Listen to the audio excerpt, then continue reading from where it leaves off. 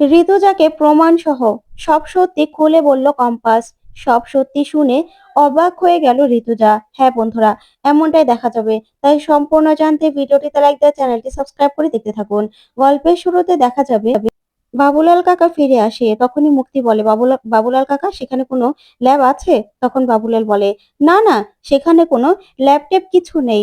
আর সেখানে কম্পাস দিদিমণি কি যে বলছে কিছু তো বুঝতে পারছি না, কেউ বুঝতে পারছে না। তখনই মুক্তি অখিলেশের দিকে তাকায়। তখন অখিলেশ মিটি মিটি হাসে আর মনে মনে ভাবে যে ও তো আগেই সব ল্যাবের জিনিসপত্র সরিয়ে ফেলেছিল। তখন অখিলেশ মনে মনে বলে, কম্পাস, এবার তুমি বড়ভাবে ফেসে গেছো। এবার তুমি কি করবে আমিও দেখবো।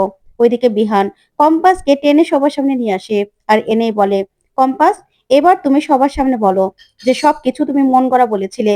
না তোমার ব্যাগ হারানো গিয়েছে, না ওখানে কোনো ল্যাব ছিল, না কিছু। তুমি সব মিথ্যে কথা বলেছো। বলো, সবার সামনে বলো। আর বাবার কাছে গিয়ে ক্ষমা চাও। ক্ষমা চাও তুমি। তোমাকে না আমি চিনতে ভুল করেছিলাম। আসলে ওই মোনালিসা, মোনালিসা সহ সবাই তোমার নামে একদম ঠিক বলে। তুমি একটা ধান্দাবাজ। তুমি যে কোনো ধান্দা নিয়ে এই বাড়িতে ঢুকেছো।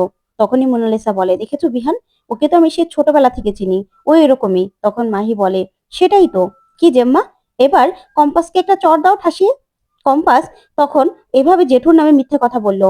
আমি তো মিথ্যে কথা বলেছিলাম বলে আমাকে মেরেছিলে, এবার মারো না। ওইদিকে কম্পাস সবার কথা শুনে চমকে যায়। তখন বিহানও রাগান্বিত ভাবে মাথা নিচু করে দাঁড়িয়ে থাকে। তখন মাহি বলে, হ্যাঁ, মারবে না? এখন মারবে না? চল, নাই মারলে ওকে তো কিছু বলবে। তখনই মোনালিসা বলে, না না, সেটা বলবে কেন? কম্পাস তো এই বাড়ির বউ। কম্পাসের সব দোষ মাফ হয়ে যায়, তাই না? তখন মাহি বলে, না, এবার আমি মানবো না। কি জেম্মা, ওকে মারো, ওর গালে একটা ঠাসিয়ে চড় মারো।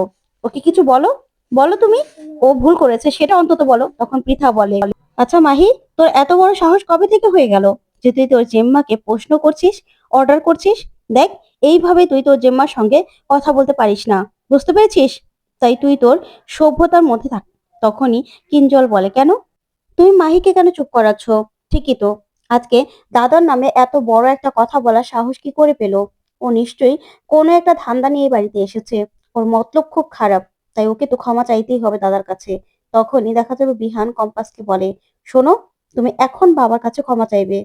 তুমি এত বড় সাহস যে তুমি বাবাকে বাবাকে এসব কথা বলেছো? তখনই কম্পাস বলে, মা বিশ্বাস করুন, আমি মিথ্যে কথা বলিনি, আমি সব সত্যি কথা বলেছি।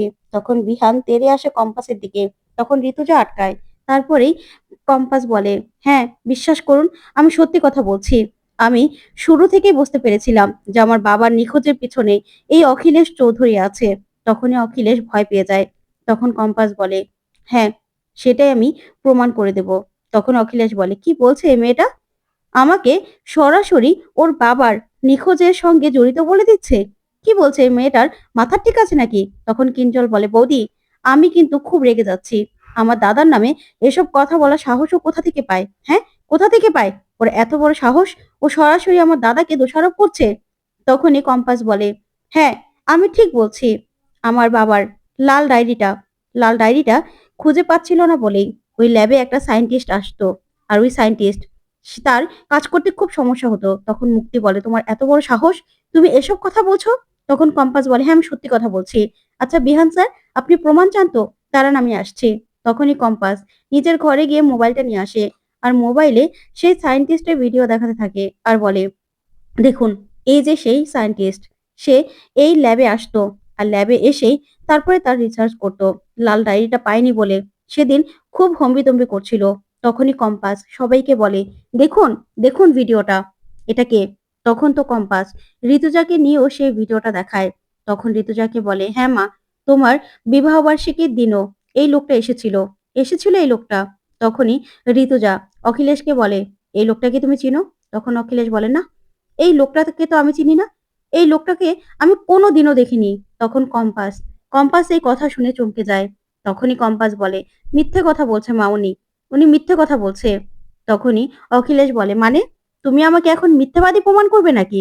হ্যাঁ, তুমি কি না কি বলে আমাকে সবার কাছে অবিশ্বাসী প্রমাণ করতে চাইছো, তাই তো? তখন কম্পাস বলে, মা বিশ্বাস করো, আমি মিথ্যে কথা বলছি না, আমি সত্যি কথা বলছি। তখন মুক্তি মুক্তি কম্পাসকে বলে, তোমার এত বড় সাহস, একদম অখিলেশদার উপর দোষারোপ করবে না। তখনই ঋতুজা বলে, আহ মুক্তি, চুপ কর না। তখন মুক্তি বলে, কেন ঋতু? কেন আমি চুপ করবো বলতো? কেন চুপ করব? তখন এই কথাগুলো শুনে অবাক হয় ঋতুজা। তখন মুক্তি বলে, তোর কি একটু গায়ে লাগছে না? এই মেয়েটা, এই যে অখিলাস দাকে এত কথা কথা বলছে, তুই একদমই মাথা ঘামাচ্ছিস না? তখনই ঋতুজা মনে মনে বলে, এই মেয়েটা কেন মিথ্যে কথা বলবে? কম্পাস তো মিথ্যে কথা বলার মেয়ে নয়। তাহলে? তখন মুক্তি অনেক দোষারোপ করতে থাকে আর বলে, আচ্ছা, একবারও ভেবে দেখেছিস এই সব কিছু মনে হয় এই মেয়েটারই কাম্য?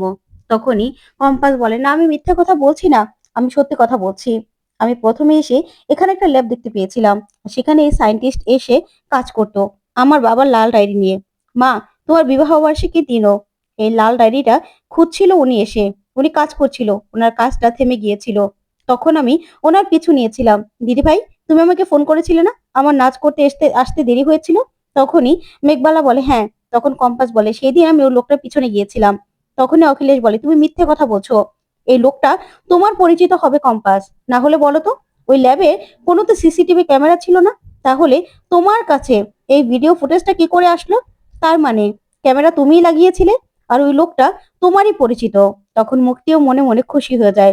তখন অখিলেশ বলে, আসলে ঋতুজা, এই মেয়েটা না মাথায় সমস্যা আছে, সবকিছু নিজের মতো করে মন করা কাহিনী ঠিক করছে।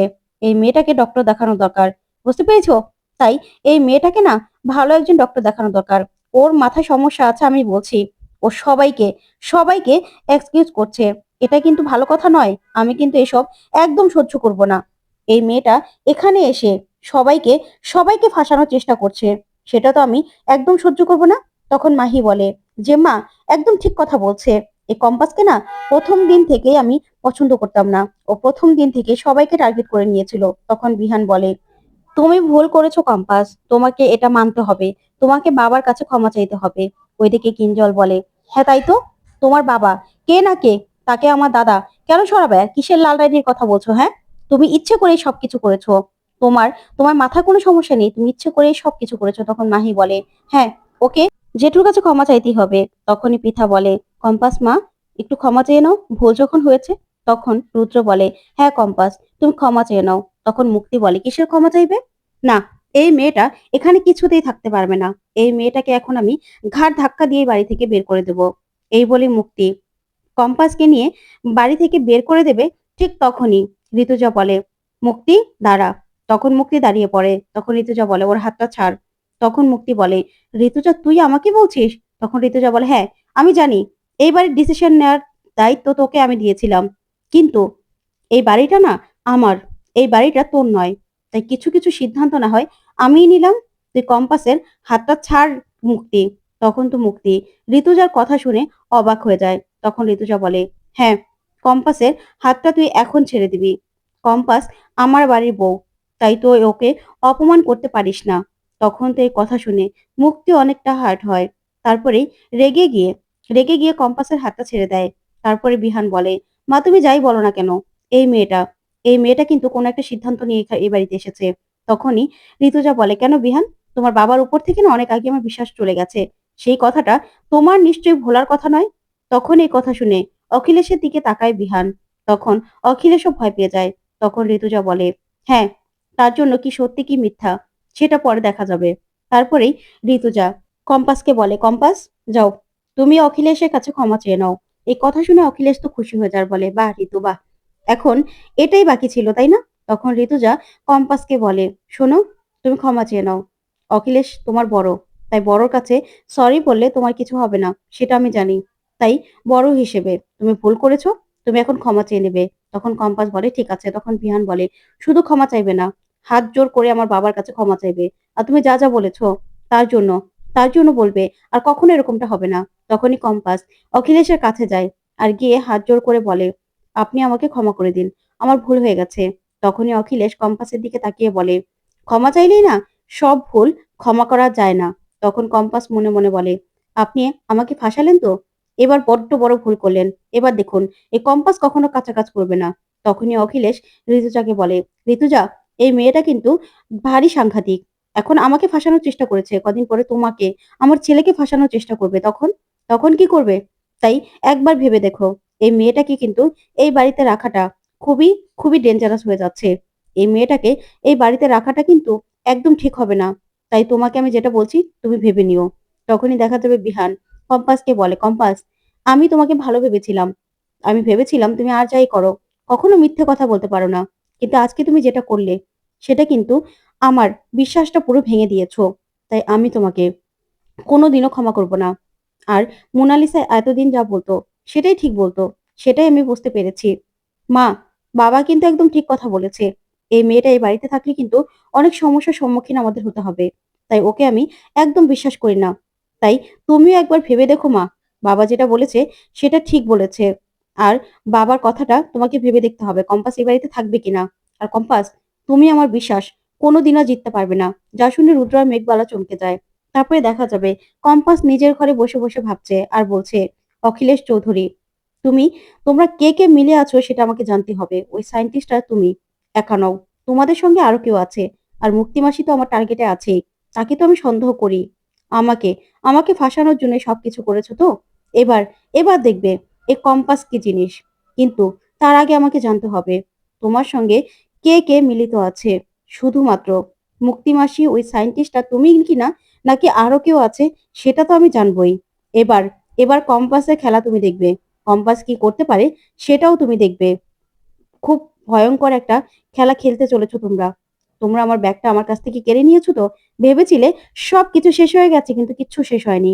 ওদিকে অভিজ্ঞান দত্ত অখিলেশকে বলে, ভাগ্যিস অখিলেশ আগেই ল্যাবটা তুমি সরিয়ে দিয়েছিলে, না হলে তো বড় সাংঘাতিক ব্যাপার হয়ে যেত। মোনালিসা তো আমাকে এসে সবটা বলল। তখন তো আমি বুঝতে পারলাম যে কম্পাস এত সাংঘাতিক, এত বড় খেলা খেলেছে। তখন অখিলেশ বলে, হ্যাঁ। তখন অভিজ্ঞান দত্ত বলে, এবার আমাদের কিন্তু ওই লাল ডায়েরিটা চাই। লাল ডায়েরির শেষ পাতাটা না হলে কিন্তু আমরা কিছুতেই সবটা সলভ করতে পারছি না। তখনই অখিলেশ বলে, হ্যাঁ সেটাই তো, কিন্তু আমাদের এখন তিনজনের একসঙ্গে বসা দরকার। বসেই সবটা ক্লিয়ার করা দরকার। ওই মেয়েটা না বড্ড পাকা খেলোয়াড়। ওকে চোখে চোখে রাখতে হবে। তখন অভিজ্ঞান দত্ত বলে, হ্যাঁ, মোনালিসার কাছে তো সবটা শুনতে পেরেছি। এবার এবার কম্পাসকে কিছুতে আমাদের জিততে দিলে চলবে না। আমাদেরও জানতে হবে কম্পাস কতটুকু কি এগিয়েছে। ও তো দেখছি সবটা জেনে গেছে। এবার তো কিছু একটা করতে হবে। আর সায়েন্টিস্টদের কাছে থেকে তো আমরা সে টাকাও নিয়ে নিয়েছি। ওদের যদি আমরা কাজটা বুঝিয়ে না দিই, তাহলে তো ওরা বুঝতে পারবে যে আমরা হয়তোবা বেশি টাকার লোভে অন্য কোনো জায়গায় বিক্রি করে দিয়েছি। সেটা কিন্তু আমাদের জন্য ভালো হবে না। তাই কিছু একটা আমাদের করতে হবে। ওইদিকে দেখা যাবে ঋতুজা কম্পাসের সঙ্গে দেখা করতে আসে। তখন কম্পাস তো ঋতুজাকে দেখে ভয় পেয়ে যায়। তখন ঋতুজা ভিতরে এসে দরজাটা লাগিয়ে দেয়। তারপরে কম্পাসের এসে মুখোমুখি হলেই কম্পাস কম্পাস বলে, বিশ্বাস করো মা, আমি সত্যি কথা বলছি। আমি কোনো মিথ্যে কথা বলছি না। তখন ঋতুজা বলে, তোমার কাছে কোনো প্রমাণ আছে?